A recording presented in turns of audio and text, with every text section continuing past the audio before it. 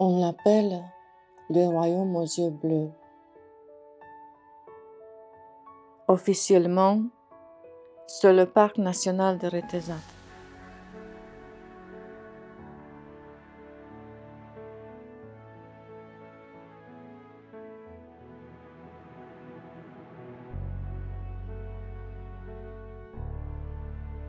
Ici, l'eau dessine le paysage. Lacs glaciaires, torrents et cascades. Dès la mi-mai, les bords des lacs et les terrains environnants s'habillent de crocus.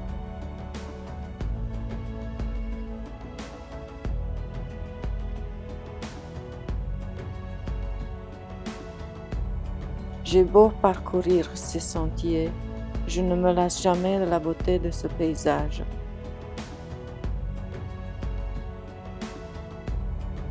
Sibiu, septembre 2021, une lumière dorée. Après une courte visite dans la ville médiévale, Emeline et Laurent ont décidé de nous suivre dans ce décor hors du temps.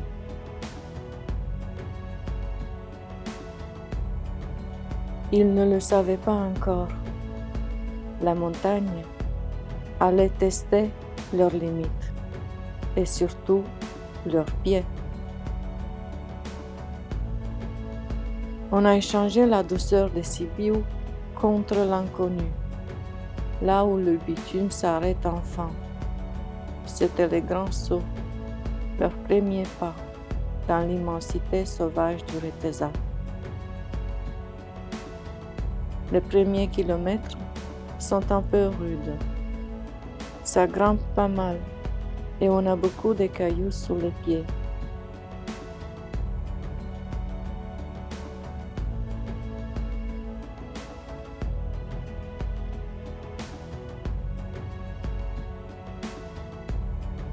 On s'enfonce dans la forêt.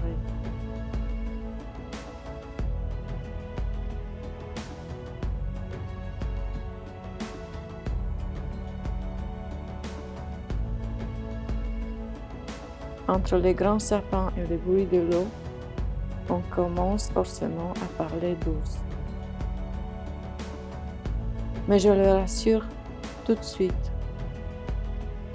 Le Retezat, c'est mon jardin. J'y viens depuis des années et je n'en ai jamais croisé un seul. Pourquoi? Parce qu'ici, les ours sont de vrais montagnards. Ils sont sauvages, solitaires. Et surtout, ils ont peur de nous. On est loin, très loin des images qu'on voit parfois ailleurs avec des ours nourris par l'homme au bord des routes. Ici, si on respecte la montagne et qu'on reste sur le sentier, on est en totale sécurité. C'est ça la vraie vie sauvage, un équilibre parfait où l'animal et l'homme se croisent sans jamais se déranger. Une fois à l'abri des arbres, le seul bruit qu'on entend, c'est celui de nos pas sur la terre humide. La rando n'est pas technique, mais elle est longue. On grimpe doucement, comme si on montait un escalier géant.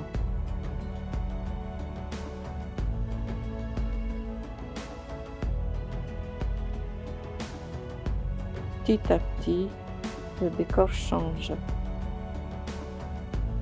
À 1700 mètres d'altitude, on s'arrête au Taul dintre Brazi.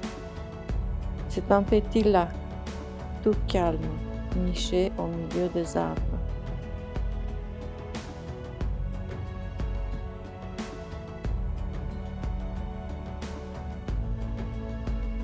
C'est le signal qu'on va bientôt quitter la forêt et que la roche va commencer à apparaître.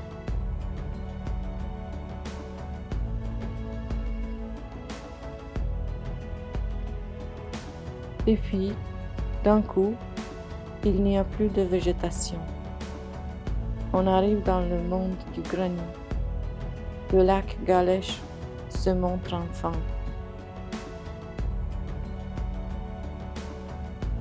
C'est magnifique. On dirait un œil émeraude posé entre les sommets. Ici, pas d'internet, pas de bruit, pas d'autres randonneurs. Juste nous, notre pique-nique et le silence. Un silence qui fait vraiment du bien.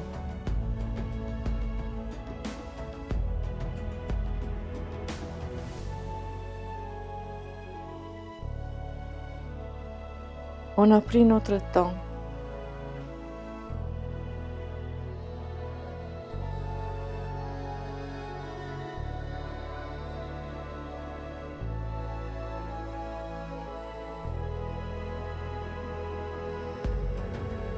Emeline et Laurent ont passé un long moment à photographier chaque détail.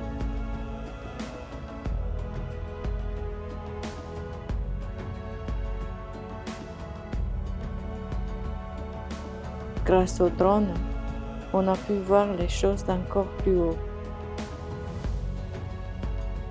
On se rend compte à quel point on est petit face à ces géants de pierre.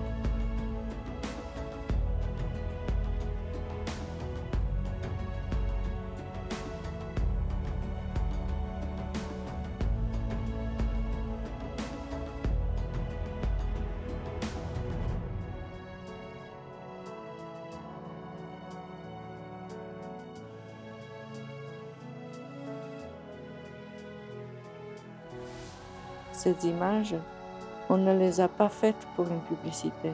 On les a faites pour nous, pour garder une trace de cette journée incroyable. Et aujourd'hui, c'est un plaisir de les partager avec vous. Mais les plus belles images, ce sont celles qu'on garde en soi, bien après avoir rangé l'appareil. Le vent finit d'ailleurs par nous pousser à redescendre. Mais l'essentiel est déjà fait. Emeline et Laurent ne sont plus des débutants. Ils sont devenus explorateurs. Merci à eux d'avoir osé l'aventure. Et vous, si vous avez envie de vivre une expérience comme celle-ci, sachez que le Retezat a 1000 visages. Si le lac Galèche se mérite à la force des jambes, j'ai d'autres itinéraires où notre véhicule tout-terrain nous dépose bien plus haut.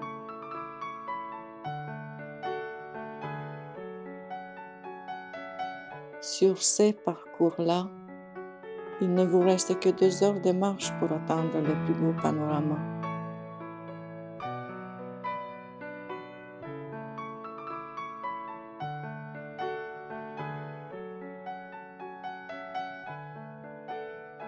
On s'occupe de tout, du chemin, de votre sécurité et même de vos souvenirs. On filme, on photographie, au sol comme avec le drone, pour que vous n'ayez rien à gérer. Tout ce qu'il vous reste à faire, c'est de profiter pleinement de l'instant présent.